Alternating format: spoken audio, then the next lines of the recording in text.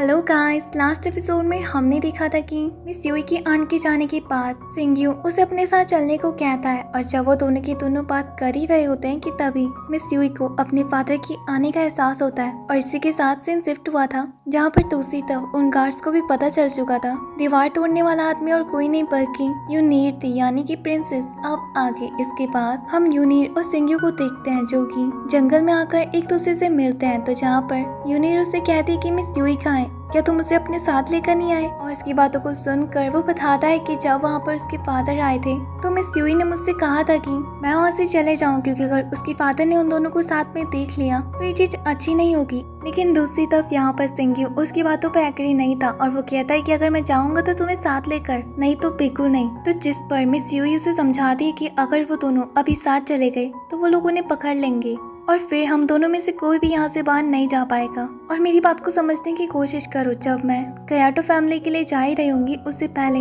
मैं तुम्हें इन्फॉर्म कर दूंगी और फिर तुम मुझे रास्ते से ही लेकर चले जाना, क्योंकि उस टाइम पर मेरा कोई भी फैमिली मेंबर नहीं होगा। लेकिन अब देर मत करो, जाओ यहाँ से। और अब वो सिंग्यू को धक्का दे देती है और कहती है कि जल्दी जाओ। यहाँ पर सिंग्यू भी सोचता है कि मिस युई की बात में दम है, क्योंकि अगर हम दोनों साथ में गए तो हम दोनों की दोनों पकड़े जाएंगे। लेकिन जब वो कयाटो फैमिली के लिए निकल रही होगी तो उस दिन मैं उसे लेकर जा सकता हूँ। और अब वो वहाँ से चले जाता है खिड़की के सामने। वो मिस युई से कहता है कि अब मैं यहाँ से जा रहा हूँ, बट जब समय आएगा तो मैं अपने साथ तुम्हें जरूर लेकर जाऊंगा। और ये कहते हुए वो वहाँ से चले जाता है। यहाँ दूसरी तरफ मिस युई सोचने लगती है कि क्या सच में मैं इस तिनहांग फैमिली से निकल पाऊंगी कभी। मेरा बचपन से ही सपना था कि मैं अपनी पसंद की लाइफ जीऊं, जो कि तिनहांग फैमिली से तो मेरे को बिल्कुल नहीं मिलने वाली। और मुझे पूरी उम्मीद है कि सिंग्यू मुझे यहाँ से जरूर ले जाएगा। और ये सब बातें सिंग्यू यूनिर को बता रहा होता है और वो ये भी कहता है कि वो हम दोनों को मुसीबत में नहीं डालना चाहती थी, इसलिए मैं आज उसे वहाँ पर अकेला छोड़ के आ गया। लेकिन अगले दिन मैं उसे जरूर वहाँ से ले जाऊंगा। लेकिन तब तक हमें तिनहांग फैमिली की हरकतों में नजर रखनी होगी। अब बहुत ज्यादा रात हो चुकी है, तुम जाकर अपने घर जाओ। और अब वो दोनों की दोनों ही वहाँ से निकल जाते हैं। इसी के साथ सीन शिफ्ट होता है जहाँ पर हम मिस युई को अपने फादर के सामने देखते हैं। और अब वो मिस युई को बताते हैं कि आज रात मुझे सिपाहियों से पता चला कि प्रिंसेस यूनी ने आकर हमारे यहाँ की वॉल तोड़ दी।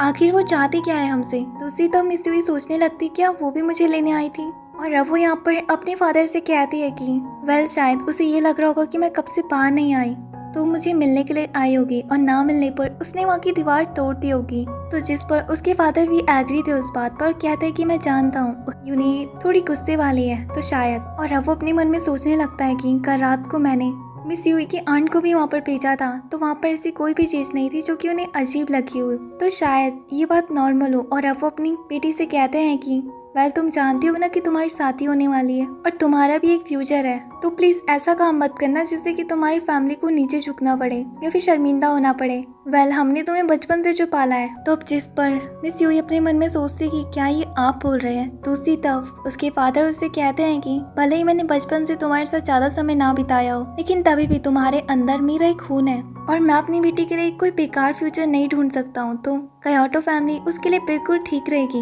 उनके पास अच्छी पावर है, पैसा है, तो तुम्हें क्या चाहिए। और शादी करने के बाद ये सारी चीजें तुम्हारी भी होगी। और अब वो उससे कहते हैं कि ठीक है, अब बहुत ज्यादा रात हो चुकी है, तुम जाकर आराम करो। और ये कहते हुए वो वहाँ से चले जाते हैं। और इसी के साथ सीन शिफ्ट होता है जहाँ पर हमें सुबह का सीन दिखाया जाता है। वहाँ पर हम यूनिट को देखते हैं जो कि सिंग्यू के पास आती है और फिर अचानक से वो उसके ऊपर टैग कर देती है। तो जिस पर सिंग्यू भी अपने आप को बचाने की कोशिश नहीं करता और फिर वो पीछे जाके गिर जाता है और कहता है कि तुम करना क्या चाहती हो।